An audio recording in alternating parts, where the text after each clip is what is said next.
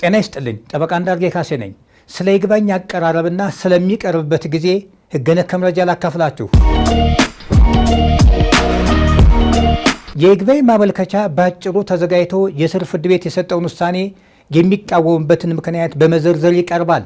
በተግባር ያለው የይግባኝ ማመልከቻ አቀራረብ እጅግ የተንዛዛና የፍርድ ቤቶችን ጊዜ ከማባከን ባሻገር አከራካሪውን ነጥብ ለመለየት ይቸገራሉ ወይም ደግሞ ከትንታኔ ብዛት የተነሳ ወደ ተሳሳተ ድምዳሜ ሊወስዳቸው ይችላል። የይግባኝ አቤቱታ ተዘጋጅቶ በሚቀርብበት ወቅት ይግባኝ ሰሚው ፍርድ ቤት በተለየ ካልፈቀደ በቀር ይግባኝ ባዩ በይግባኝ ማመልከቻው ላይ ዘርዝሮ ያልገለጸውን አዲስ ነገር በማንሳት ወይም መሰረት በማድረግ ለመከራከር አይችልም።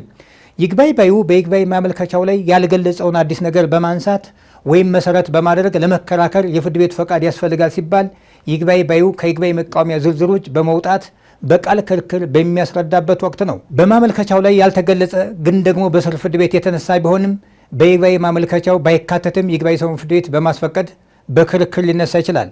ይህም ሆኖ የመጀመሪያ ደረጃ መቃወሞችን የሚመለከት አይደለም። ፍርድ ቤቱም ውሳኔ በሚሰጥበት ወቅት በይግባኝ ማመልከቻው ላይ የተዘረዘረውን ወይም በፍርድ ቤቱ ፈቃድ ይግባኝ ባይ በማመልከቻ ጽሑፍ ላይ ያልገለጸውን አዲስ ነገር ለመከተል ሳይገደድ በማናቸውም ተገቢ መስሎ በታየው ምክንያት የፍርድ ውሳኔ ለመስጠት የሚችል መሆኑና ፍርድ ቤቱ ጭብጥ ብሎ በያዘው ነገር ላይና ተከራካሪ ወገኖች ክርክር እንዲያሰሙ ፍርድ ቤቱ መብት ከሰጣቸው ጉዳይ ላይ ካልሆነ በቀር ይግባኝ ሰሚው ፍርድ ቤት በማመልከቻው ተዘርዝሮ ከተገለጸው ወይም ክርክር ከተነሳበት ውጭ በሆነ ነገር ፍርድ ለመስጠት እንደማይችል ሕጉ ይገልጣል። ዳኝነት በዳኝነት ተጠያቂው በኩል በግልጽ ሲቀርብ ብቻ እንጂ ባልተጠየቀ ዳኝነት ላይ ፍርድ ቤቱ ፍርድ የሚሰጥበት ሕግ የለም። አንድ ተከራካሪ ወገን በስር ፍርድ ቤት ሲፈረድበት ለይግባኝ ሰሚው ፍርድ ቤት የይግባኝ ቅሬታውን ማቅረብ ያለበት በ60 ቀን ውስጥ ሲሆን የውሳኔ ግልባጭ ለማግኘት የባከነ ጊዜ ካለ ግምት ውስጥ የሚገባ ይሆናል። አቤቱታው የሚቀርበው ለሰበር አጣሪ ችሎት ከሆነ ለሰበር ቅሬታ ምክንያት የሆነ ጉዳይ ውሳኔ ባገኘ በ90 ቀናት ውስጥ ሊቀርብ ይገባል።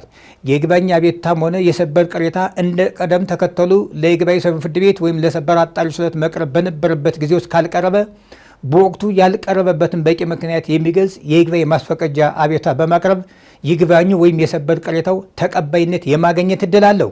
ከይግባኝ ጋር ተያይዞ መታወቅ ያለበት ነጥብ በእኛ ሀገር ፍትህ ስርዓት ሁለተኛ ይግባኝ የተከለከለ መሆኑ ነው። ሁለተኛ ይግባኝ ማለት ጉዳዩን በመጀመሪያ ደረጃ የዳኝነት ስልጣኑ ተቀብሎ የወሰነውን ፍርድ በቅሬታ መልክ ለይግባኝ ሰሚው ፍርድ ቤት ማቅረብ የሚቻለው አንድ ጊዜ ሲሆን ይግባኝ ሰሚው ፍርድ ቤት የስር ፍርድ ቤት የሰጠውን ውሳኔ ካጸደቀው የሚቀጥለው ሂደት ሰበር ሰሚ እንጂ ለመደበኛ ይግባኝ ፍርድ ቤት አይቀርብም።